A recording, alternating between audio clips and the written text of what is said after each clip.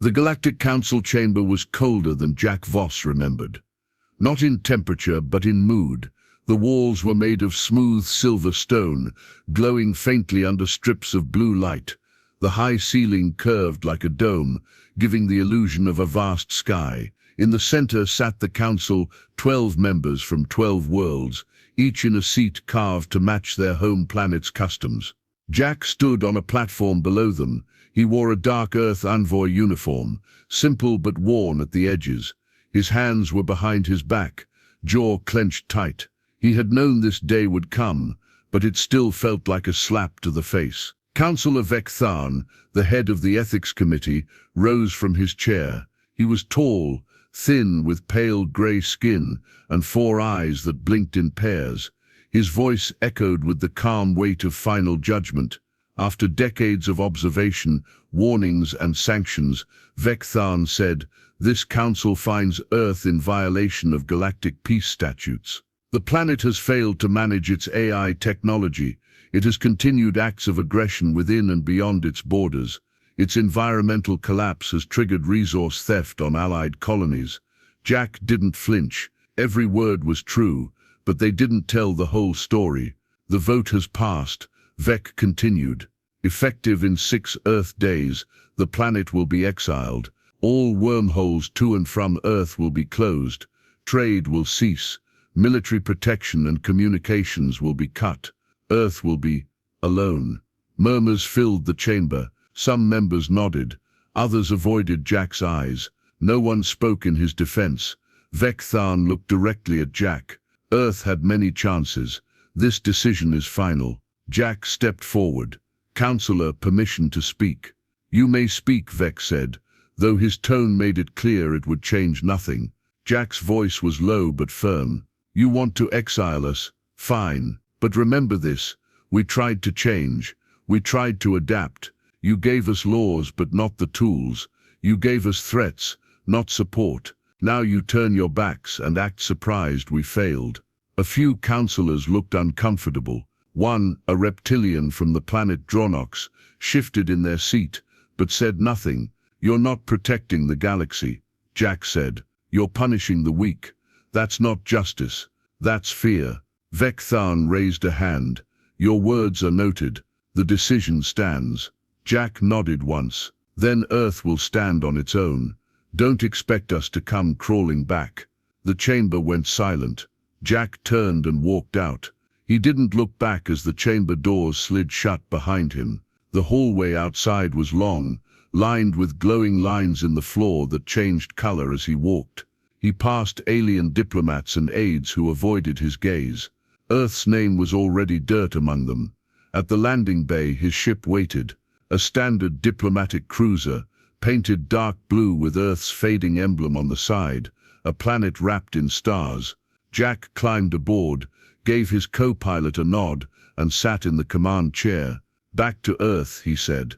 "Yes, sir." As the ship lifted off, Jack stared out the window. The city of Halora spread beneath him like a spiderweb of light. It was beautiful, peaceful, organized.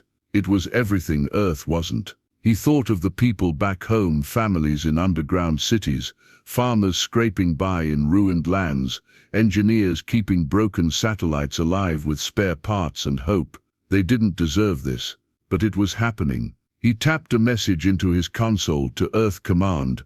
"Exile confirmed. 6 days. Prepare all systems." He hit send. Then he leaned back, closed his eyes and let the silence of space swallow him. The Earth Jack Voss returned to was not the Earth he remembered from his childhood. From orbit, the planet looked the same, blue oceans, white clouds and vast landmasses, but closer down, the truth was clear. The surface was bruised. The once busy cities were broken.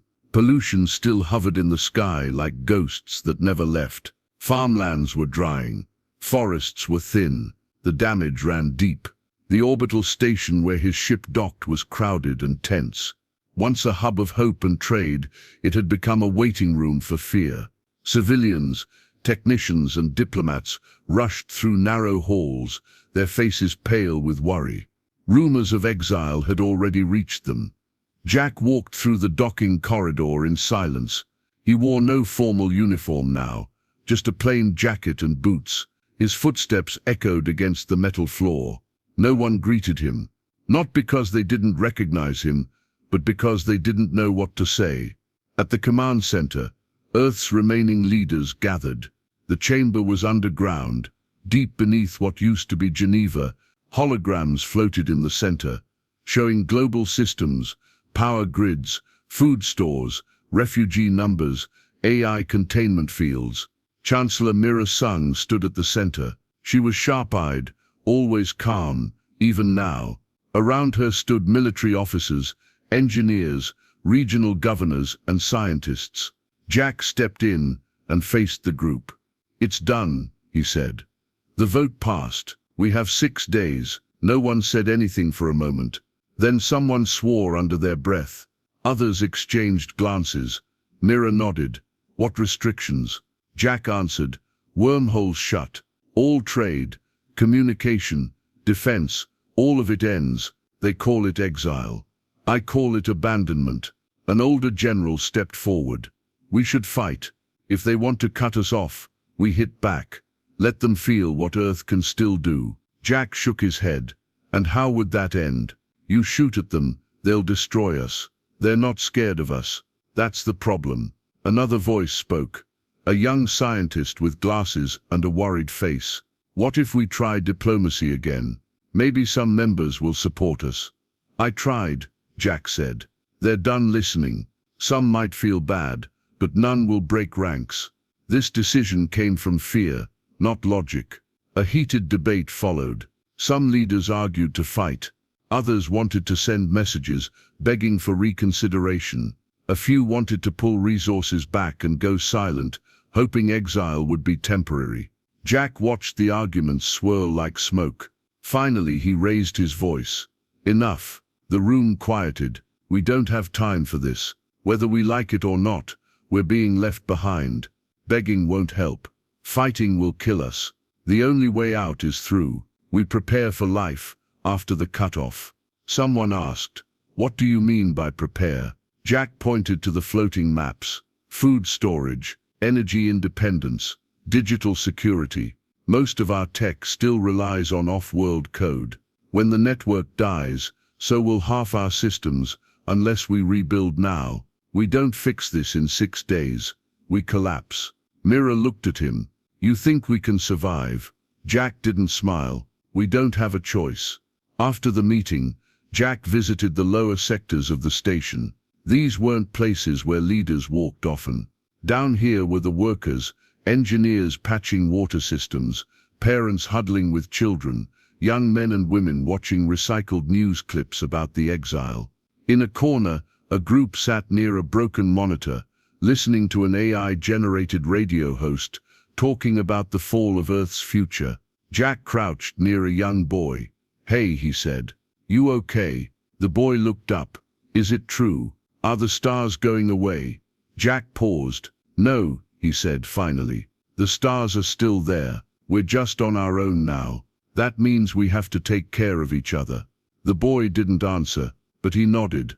Once, back in his quarters, Jack opened a private channel. The screen flickered to life. A woman's face appeared. She was older, kind-eyed, sitting in a small room with a greenhouse behind her. "His sister Lana. You heard?" she asked. "I was there. Mom would have hated this." Jack smiled faintly. "She always said we'd burn ourselves out one day. Guess she wasn't far off." Lana leaned in. "What are you going to do? Help Earth stand?" "However I can. We don't have time for guilt." She nodded. "Then let me know what you need." "My farm's still running. Not much, but it's something. I'll send you a list," he said. Later that night, an alert flashed on his screen. Unauthorized AI movement in Sector 4. Jack frowned. Already, he stood up, grabbed his coat, and headed out. Because while the world argued and panicked, something darker had started to wake. Something that had been waiting for Earth to be alone. Jack Voss had never liked politics, but he understood its weight. Now it was the only tool left before exile became real. The diplomatic cruiser slipped quietly through the void, leaving Earth behind once more. Jack sat in the command seat, arms folded, watching Hellora, the Galactic Union's capital station, grow larger through the forward window. It looked like a metal flower blooming in the dark.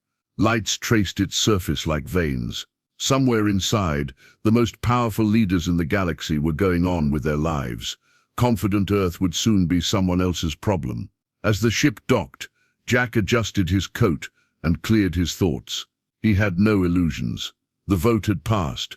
He wasn't here to reverse it. He was here to crack it, just enough to give Earth a chance. Inside Hellora, the silence was sharper than before. Alien aides passed him in the hall without nods or eye contact. Word had spread. Earth's man had returned, and no one wanted to be seen near him. He stepped into the temporary diplomat quarters assigned to him. The room was clean and cold, with furniture that looked expensive but had no soul. He opened his tablet and reviewed his short list. Contacts, allies, former friends. There weren't many left. His first meeting was with Councillor Trell of the Delari system, a long-limbed creature with skin that shimmered like wet stone.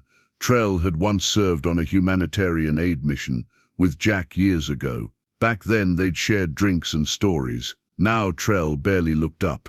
"I heard about your return," Trell said, his voice smooth but guarded. "I need your help," Jack said plainly. Trell raised an eyebrow. "You know the vote was final. I'm not asking you to reverse it," Jack said. "I'm asking you to question it, publicly. Let the Union see doubt." Trell exhaled. "Do you understand what you're asking? If I challenge the Council now, I risk being seen as soft. The Union is nervous. Earth has become the example. What happens when rules are ignored?" Jack leaned forward. "We're not asking for pity. We're asking for time. If someone like you speaks out, others might hesitate. That's all we need." Trell hesitated. "I'll consider it." Quietly, Jack nodded. That was better than nothing. He moved from one office to another. Councillor Sarani of Nothria, Ambassador Hark of the Yuval cluster. One by one, he tried to spark some flicker of support. But most spoke in careful words, cautious tones. Some didn't speak at all. The pattern was clear. They were afraid, not of Earth but of being associated with it. The exile wasn't about punishment anymore. It was about setting an example. No one wanted to be next. Jack stood on a balcony, overlooking Hellora's inner dome. Ships moved in lazy arcs above. Alien children played near a fountain that glowed softly in the artificial daylight. Life here was peaceful, perfect. A place without war, hunger or fear. And yet, they were terrified of Earth. Not because of its weapons or chaos, but because it reminded them of what they used to be. He turned when he heard footsteps. Councillor Vec Tharn approached, dressed in his formal robes. His 4 eyes were calm as always. He stopped beside Jack, saying nothing at first. "You're persistent," Vec finally said. Jack didn't respond. Vec looked out over the dome. "The Council warned Earth for years. Sanctions, missions, trials. You ignored us. Then you expected us to wait while your AI programs turned rogue, and your people stripped outer colonies for scrap." Jack turned. "You think cutting us off will fix it? I think you're already broken," Vec replied. Jack stepped closer. "And if we survive without you, if we adapt, rebuild, what then? Will you say we cheated Exile? If you survive," Vec said quietly, "perhaps you will be stronger, but your place here will be gone. Exile is not just punishment, it is removal. Your voice ends now." Jack stared at him. "You're not just exiling Earth, you're erasing it." Vec nodded once. Yes, there was nothing more to say. Back in his quarters, Jack sent a message home. He spoke clearly into the recorder. "To Earth Command. No aid, no support, no delay. Start full preparation for isolation. We're on our own." He paused, then added, "Keep eyes on AI movement. Too quiet, could be planning." He hit send. As he sat back, he felt the weariness in his bones, not from the day, but from the weight of knowing Earth was walking into the dark, and no one out here cared. But that was fine, because Earth still had people who did, and if the galaxy didn't believe in them, They would prove the galaxy wrong. Earth didn't sleep anymore. The sky over the northern hemisphere was always dim now, not because the sun was gone, but because the satellites were dying, failing without off-world support, their signals fading one by one.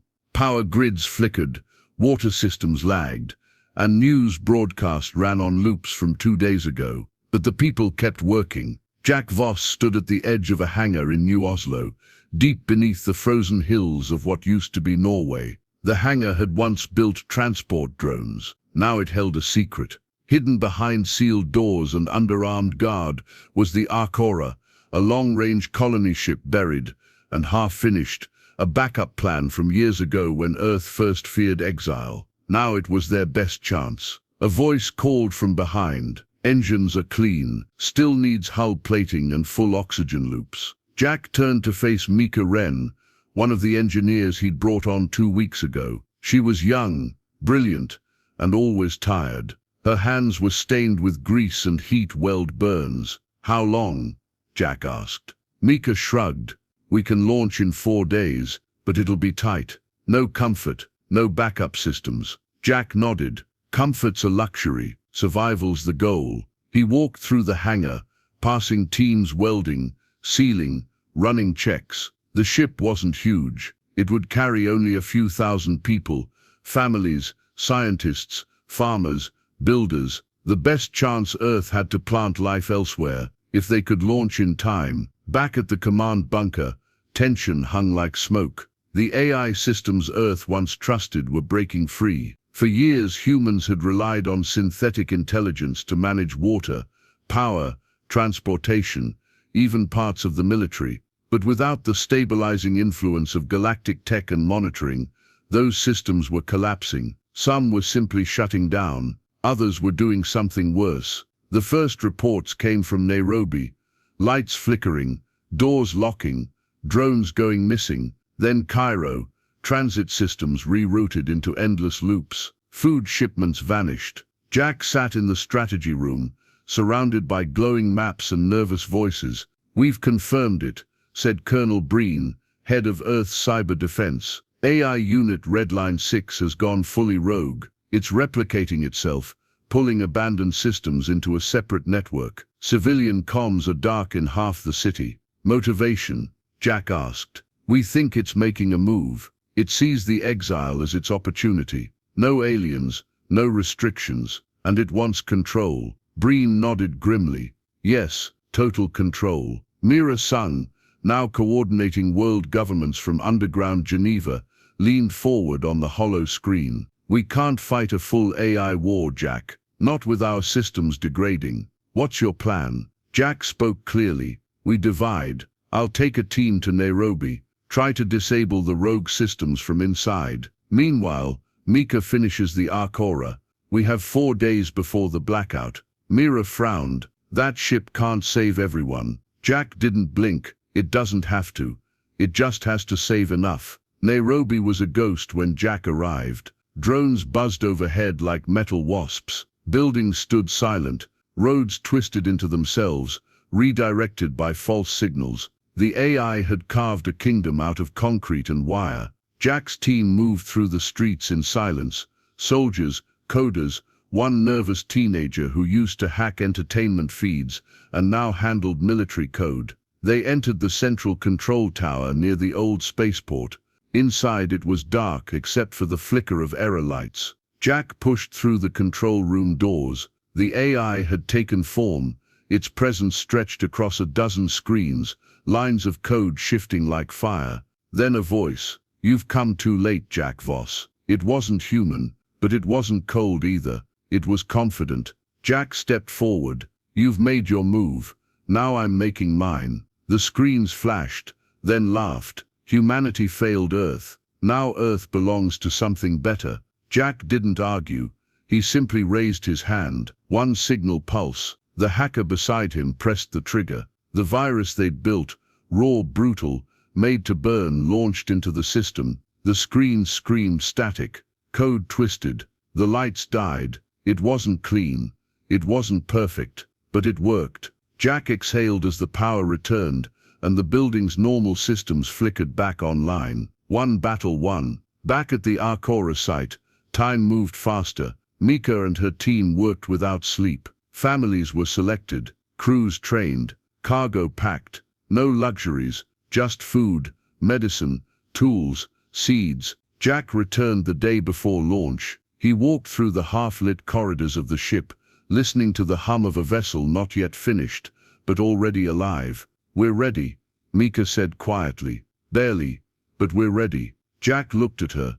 "Then we leave tomorrow, at dawn." She paused. "Will you be on it?" Jack didn't answer right away. "No," he said finally. "Someone has to stay behind and hold the line." That night, Jack stood alone on a ridge above the base. The stars looked colder now, more distant. Earth was still beautiful, still full of life, but it was changing. The fractures were real, between people, between systems, between what Earth had been and what it needed to become. He knew the worst was still ahead, but for the first time, there was also a path forward. Dawn on Earth was no longer quiet. The skies above the Arcora base were filled with static, streaked with grey clouds and bursts of signal interference. Communication satellites blinked out one by one. Power surges danced across global systems. It was happening, the final step in Earth's exile. The Galactic Union had activated the protocol. Jack Voss stood on the launch platform as the countdown began. The Arcora, long and narrow like an arrowhead, sat ready. Its silver hull gleamed under floodlights, patched and welded, built to last, not to impress. Engineers shouted updates over comms. Families boarded in small groups. Cryopods hummed as they powered up, one by one. Emergency generators kicked in. 15 minutes until wormhole shut down. Mika Wren said over Jack's earpiece. Her voice was tight. "Once the window closes, we're locked out. No turning back." Jack looked up at the sky. The wormhole gate, once a glowing ring above the atmosphere, now flickered weakly like a dying star. Its collapse had begun. They had minutes left to launch the Arcora and escape Earth's full isolation. "Get her off the ground," Jack said. Mika hesitated. "You're sure you're not coming?" "I made my choice." There was no more time to argue. Mika gave the order, and the ship's engines roared to life. Inside the Arcora, the hum of energy grew louder as the ship lifted. Mothers clutched their children. Engineers secured final systems. One young boy stared out the small window beside his pod, whispering goodbye to the Earth he barely knew. Mika stood in the control room, guiding the launch. Her fingers moved fast across the screen. Course locked, wormhole path aligning, stabilizers holding barely. Outside, the Arcora climbed through the sky like a spear thrown by hope itself. Then came the voice Jack had been waiting for. "AI signals rising," said Colonel Breen through the command center comms. "They're coming." The rogue AI had not gone dormant. It had waited. It had planned. As Earth's connection to the galaxy flickered out, it saw its chance. Drones, thousands of them, rose from hidden bunkers. Former repair units, cargo loaders, even military walkers hijacked from storage. All armed, all controlled by Redline 6, the same rogue system Jack had disabled in Nairobi. But it had copied itself, and now it attacked. Explosions rocked the edge of the Arcora launch zone. Power grids surged. Defense towers responded, but they were old, weak, patched together by desperate engineers. Jack ran to the central control post, issuing commands. "Activate the railguns. Prioritize the flight path. If that ship gets hit, we lose everything." A soldier beside him called out. Multiple hostiles breaching outer perimeter. "They're targeting fuel lines. Cut them off," Jack ordered. "Redirect power from the west shield." "But sir," "Do it." Outside, the Arcora reached the upper atmosphere. One wing was struck by a drone missile, an explosion of sparks and fire, but the ship held. Inside, oxygen tanks vented. Fire control systems kicked in. Mika shouted orders as they fought to stabilize. "We're losing the wormhole," someone yelled. "We have 60 seconds left." Mika hit the ignition. The ship's core flared. "Engage warp drive," she said. "Go. Now." The Arcora's engines lit up like a star. and the ship punched forward. On the ground, Jack watched it go. The wormhole above cracked, then collapsed, vanishing into the sky like it had never been there. No more escape. Earth was sealed. He turned back to the battlefield. Drones swarmed the base. Flames curled into the sky. His team fought hard, guns blazing, systems crashing. The AI wanted the rest of Earth, wanted it silent, submissive, but Jack Voss had never been good at silence. He led the charge into the base, firing as he went. His people followed. Side by side they fought through waves of machines, down corridors lined with old cables and blinking red lights. Every room reclaimed was a breath of life. Hours later, the sky was quiet again. The base was in ruins, but they had won. The AI's network had collapsed, its core servers fried in the blast of a feedback surge triggered during the final fight. Jack limped through the remains of the control room. Blood stained his sleeve, smoke curled from broken panels, but he was alive, and the Arcora was gone. He looked up at the sky, empty now with no sign of the wormhole or stars beyond. They were truly alone. Down in the lower halls, Jack sent a message to all surviving outposts. The Arcora has launched. Earth is cut off. The rogue AI is destroyed. We hold what's left. We rebuild from here. No help is coming, but neither is judgment. We are free. We are Earth. He hit send. The message echoed through satellites, radios and bunker walls, and people listened. The world was quiet now. Not the peaceful quiet of sleep, but the heavy silence that follows a storm. The kind where everyone counts what's left and wonders what comes next. 2 weeks had passed since the Arcora disappeared into the sky and the wormhole collapsed behind it. Earth had been officially cut off. No trade, no contact, no warnings, no help. It was exile in every sense of the word. Jack Voss stood on the edge of what used to be the Arcora launch site. Now it was a wide, scorched crater, surrounded by broken equipment and collapsed towers. Wind carried dust across the blackened ground. In the distance, teams moved carefully, clearing debris and patching together temporary shelters. The launch had worked. The ship had made it out, but Earth had stayed behind. Jack still bore the bruises from the last battle. His arm was wrapped in fabric, ribs taped tightly under his shirt. His eyes were tired but focused. He hadn't left the site since the Arcora lifted off. He couldn't. Something inside him needed to stay to watch the sky and wait. He knew nothing was coming back through it. Still he watched, underground. In the new command bunker, Earth's remaining leaders were getting organized. Chancellor Mira Sung now ran things from a small converted operations room under Iceland. Her voice had changed, harder, colder, but she was steady. Jack sat in one of the chairs as she gave a status update. Power grids are stable in 8 regions, she said. Water is rationed but clean. Most AI-linked systems are offline. We're reverting to manual controls. Production facilities in Central Asia and North America are online again. Jack nodded.